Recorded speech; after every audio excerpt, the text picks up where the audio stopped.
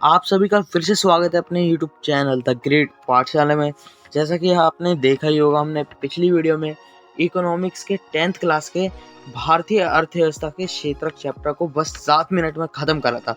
उसी तरीके से आज हम फिर से अपने नए वीडियो के साथ अपने नए चैप्टर को जल्द से जल्द ख़त्म करने की कोशिश करेंगे। तो आज हम जो चैप्टर करने वाले हैं उसका नाम है मुद्रा और साख। मुद्रा और साख इस चैप्टर का नाम है। मुद्रा होता है पैसा और साख होता है लोन। इन्हीं सब चीज़ों के बारे हम इस चैप्टर में पढ़ने वाले हैं। तो हम चलते हैं इस चैप्टर को शुरू करने। सबसे पहले इसमें एक टॉपिक आता है जो हमारे सामने ही है। ये रहा अपना टॉपिक, वस्तु विनिमय प्रणाली। वस्तु विनिमय प्रणाली क्या होता है? जब मुद्रा प्रचलन में नहीं थी, जब मुद्रा का आविष्कार हुआ था पहले ज़माने में, जब लोग एक सामान को देकर दूसरा सामान खरीदते थे, उसी को वस्तु विनिमय प्रणाली कहते हैं। जैसे कि इसमें भी वही चीज़ लिखी हुई है, विनिमय की वह प्रणाली जिसमें लोग एक चीज़ के बदले दूसरी चीज़ को लेन देन करते हैं, यह वस्तु विनिमय प्रणाली कहलाती है। मुद्रा का प्रचलन शुरू होने से पहले लोग इसी प्रणाली का प्रयोग करते थे। आज भी कुछ जगह यह चलती है, पर यह इतनी प्रचलित नहीं है जिस तरीके से पहले ज़माने में थी।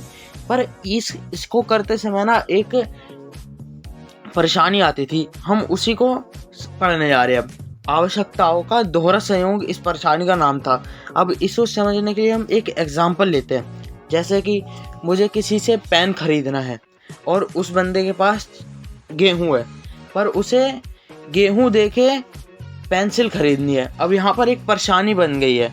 मैं उसे पेन दे सकता हूँ और चावल ले सकता हूँ, पर उसे पेन नहीं चाहिए, उसे चाहिए पेंसिल। यही परेशानी दोहरा संयोग कहलाती है। अब यही सब इसमें भी लिखा हुआ है, हम पढ़ते हैं। वस्तु विनिमय के लिए जरूरी शर्तें हैं आवश्यकताओं का दोहरा संयोग, और यह विनिमय प्रणाली की सबसे बड़ी कमजोरी थी। इसमें जैसे कि जिस चीज़ की आपको ज़रूरत है वो दूसरे बंदे के पास होनी चाहिए, और उसको जो ज़रूरत हो वो आपके पास होनी चाहिए। यही इसमें सबसे बड़ी कमजोरी थी। इसी को देखते हुए मुद्रा का आविष्कार किया गया। अब हम मुद्रा जो मेन है इस चैप्टर की उसको पढ़ने जा रहे हैं। मुद्रा एक माध्यम है जिसके जरिए हम किसी भी चीज़ को विनिमय द्वारा प्राप्त कर सकते हैं। अब मुद्रा आ गई, हम सीधा मुद्रा देके कोई भी चीज़ खरीद सकते हैं, हमें कोई सामान अदला बदली करने की ज़रूरत नहीं है। तो यही इसका मेन उद्देश्य था इसे लाने का। मुद्रा के तौर पर सबसे पहले सिक्के का प्रचलन हुआ, जो कि सोना चांदी जैसी महंगी धातुओं से बनती थी। महंगी धातुओं की कमी होने के कारण ये सिक्के साधारण धातु से बनने लगे। जैसे कि अब सोना चांदी से बहुत महंगे पड़ते थे, जिसके कारण सोना चांदी कम होने लगी। इसी को देखते हुए फिर ये सस्ती धातुओं से बनने लगी, जैसे लोहा, तांबा, पीतल, इन सब से। हम आगे पढ़ते हैं। बाद में कागज़ के नोटों का भी इस्तेमाल होने लगा। सिक्का और नोटों को सरकार द्वारा अधिकृत एजेंसी द्वारा जारी किया जाता है। भारत में रिजर्व बैंक ऑफ इंडिया मतलब आरबीआई इन मुद्रा को जारी करता है।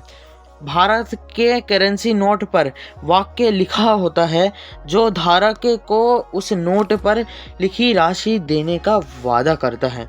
अब हम मुद्रा के लाभ भी पढ़ लेते हैं। मुद्रा के लाभ, यह आवश्यकताओं के दोहरे संयोग से छुटकारा दिलाती है। इसे संभालना आसान है। मुद्रा को कहीं भी कभी भी आसानी से प्रयोग करा जा सकता है। आधुनिक युग में हमें पैसे ढोने की भी ज़रूरत नहीं है। अब हम अभी यहीं से एक टॉपिक आता है, हमने यहाँ पर पढ़ा था RBI, reserve bank of India. इसके कार्य बहुत महत्वपूर्ण होते हैं। जैसे कि इसका कार्य होता है मुद्रा को जारी करना, लोन पे ध्यान देना, बैंक वाले कैसे कार्य कर रहे हैं, बैंक के सारे कामों पर नज़र रखता है, निगरानी रखता है, और यही नोट को जारी करता है। इसलिए ये बहुत ज़रूरी है देश के लिए। हम आगे बढ़ते हैं। बैंक में निक्षेप मतलब जमा करना। अब करेंसी पैसा उपयोग कम है। अब आज के टाइम में आप देख रहे हैं पैसे का भी उपयोग बहुत कम हो चुका है, क्योंकि अब नए चीज़ आ रखी है, पेटीएम, गूगल पे, हम इन सब का ज़्यादा यूज़ करते हैं, और पैसे को भी हम ढोने की ज़रूरत नहीं है, हम गूगल पे से कर सकते हैं। बाकी राशि लोग बैंक में जमा कर देते हैं। बची हुई राशि लोग बैंक में जमा कर देते हैं। बैंक में पैसे सुरक्षित रहते हैं और ब्याज भी मिलता है। लोग अपनी राशि को ज़रूरत के हिसाब से निकाल भी सकते हैं और जमा भी कर सकते हैं। इसलिए हम इन खातों को डिपॉजिट खाते के नाम से जाना जाता है, जैसे डिमांड डिपॉजिट कहते हैं इन खातों को। लोग अपना बकाया भुगतान करने के लिए चेक का इस्तेमाल करते हैं। भुगतान करने के लिए डिमांड ड्राफ्ट भी करते हैं। मुद्रा के यही सब रूप हैं, जैसे चेक है, और मुद्रा के आधुनिक रूप यही सब है, पेटीएम, गूगल पे, इनसे ये सब मुद्रा के आधुनिक रूप में आते हैं। आगे बढ़ते हैं हम। अब आ चुका है इसी का दूसरा पार्ट, क्रेडिट। क्रेडिट मतलब साख मतलब लोन, डेबिट कार्ड। अब इसके बारे में पढ़ते हैं। यह कार्ड काफ़ी प्रचलित है। डेबिट कार्ड द्वारा हम अपने खाते में पेमेंट कर सकते हैं। क्रेडिट कार्ड से भी पेमेंट कर सकते हैं। इस पर कर्ज होता है बैंक का, मतलब इस कार्ड पे कर्ज होता है बैंक का। अब क्रेडिट मतलब साख की कुछ शर्तें हैं और ये बहुत महत्वपूर्ण हो जाती है, तो हम इसे पढ़ते हैं। एक कर्ज देते समय कुछ चीज़ गिरवी रखता है। हम गिरवी रखेंगे तभी वो हमें साख देगा, लोन देगा। क्रेडिट हमारी अर्थव्यवस्था में महत्वपूर्ण भूमिका निभाता है। कर्ज लेते समय एक एग्रीमेंट बनाया जाता है। कर्ज चुकाने के लिए बैंक मासिक किस्त तय करता है। हम किस्त में अपना कर्ज उतार सकते हैं। कोलेट्रोल या समर्थक ऋण अधिकार। कोलेट्रोल और समर्थक ऋण अधिकार एक ही है। जैसे कर्ज के समय कुछ गिरवी रखाया जाता है ना, वही कोलेट्रोल और समर्थक ऋण अधिकार कहलाता है। कोलेट्रोल गिरवी मतलब यही सब आता है इसमें, ज़मीन, घर, गाड़ी, मवेशी, सोना, चांदी आदि, यही सब इन चीज़ों में आता है। ग्रामीण इलाकों में कर्ज के स्रोत। ग्रामीण इलाकों में कई स्रोत होते हैं कर्ज को लेने के लिए। यहाँ एक होता है औपचारिक सेक्टर।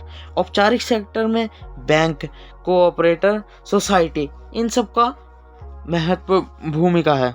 लेकिन अनौपचारिक सेक्टर में साहूकार, दोस्त, व्यापारी, जमींदार। अब हम सोच रहे हैं इनमें से हम किससे साख लेना हमारे लिए सुरक्षित और लाभदायक होगा।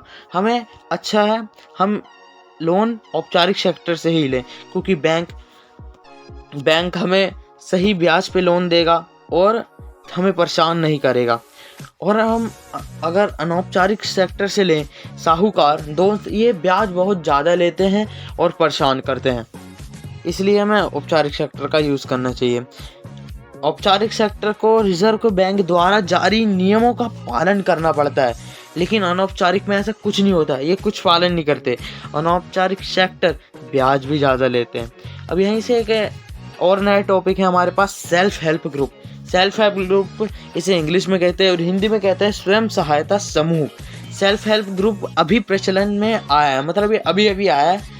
इस ग्रुप में 15 से 20 सदस्य मिलकर पैसे जमा करते हैं और अगर किसी सदस्य को पैसे की ज़रूरत पड़े तो कम ब्याज में कर्ज देते हैं।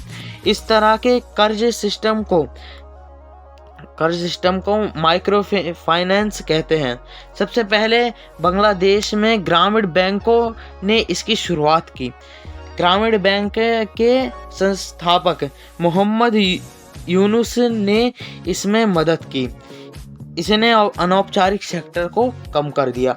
अब इससे ये ग्रामीण क्षेत्रों में होता है। ग्रामीण क्षेत्रों में तो हम सभी जानते हैं अनौपचारिक सेक्टर कुछ ज़्यादा ही प्रचलन में रहते थे, पर अब सेल्फ हेल्प ग्रुप आया तो ये कम हो चुके हैं, क्योंकि सेल्फ हेल्प ग्रुप के सदस्य पहले जमा पैसे करते हैं, फिर अगर किसी एक सदस्य के घर में शादी पड़ गई, कुछ भी विपदा, कुछ भी परेशानी हो उसे कर्ज लेने के लिए, तो सभी सदस्य उसे कर्ज देते हैं, वो भी कम ब्याज में। तो इसी से ये सेल्फ हेल्प ग्रुप बनता है और ये बहुत ही मददगार होता है ग्रामीण लोगों के लिए। तो बस यही था अपना चैप्टर और यही चैप्टर भी हमारा ख़त्म होता है। तो हम वीडियो को ख़त्म करने से पहले मैं आप सभी से रिक्वेस्ट करता हूँ कि आप हमारे चैनल को सब्सक्राइब करें और वीडियो अच्छी लगी तो वीडियो को लाइक ज़रूर करना।